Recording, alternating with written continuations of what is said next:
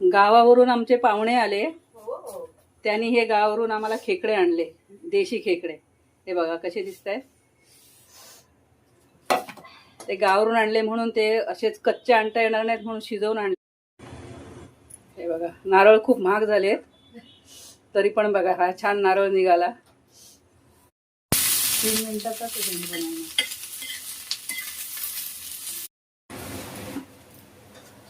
छान कांदा भाजून झालाय आता माझा. हा बघा,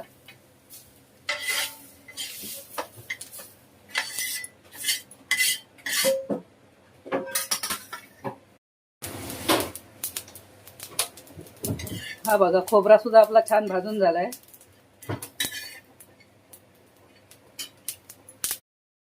हे बघा, हे आपलं वाटण तयार झालंय.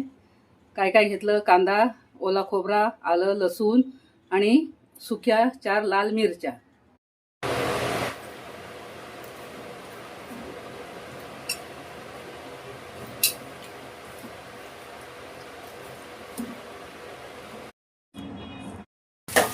बघा, फोडणीत घातलेला कांदा आता छानपैकी फ्राय झालाय, चांगला लाल करून घेतलाय. आता त्याच्यामध्ये काश्मीरी पावडर टाकते, जेणेकरून चांगला लाल कलर येईल ह्याला रश्याला.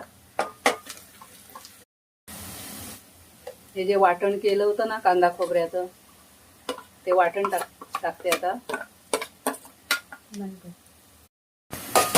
छान एकजीव करून घेतलं वाटण आणि फोडणी. वाटण आणि सुके मसाले छान एकजीव करून घेतले. आता ह्याच्यात खेकडे टाकणार. हे आपले गावचे खेकडे, देशी खेकडे.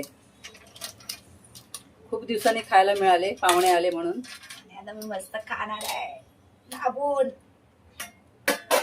खेकडे आणि मसाला मस्त एकजीव करून घेतलाय. आता थोडं झाकण ठेवून ह्याला जरा वाफवून घेऊया. नंतर जे आपण पाणी काढलंय त्यांच्या आंगड्यांचं ते आपण टाकणार आहोत ह्याच्यात. हे बघा, इथे आंगड्यांचं पाणी आहे. हे आता ओतूया आपण रश्श्यासाठी. चिंच त्याच्यात थोडी आंबट लागावं म्हणून चिंच. ऍक्च्युली ती खूप आधीच टाकायला पाहिजे होती, विसरलो आम्ही.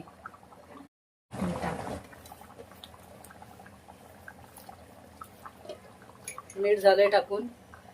आणि आपला हा रस्सा ऑलरेडी तयार झालाय खेकड्याचा.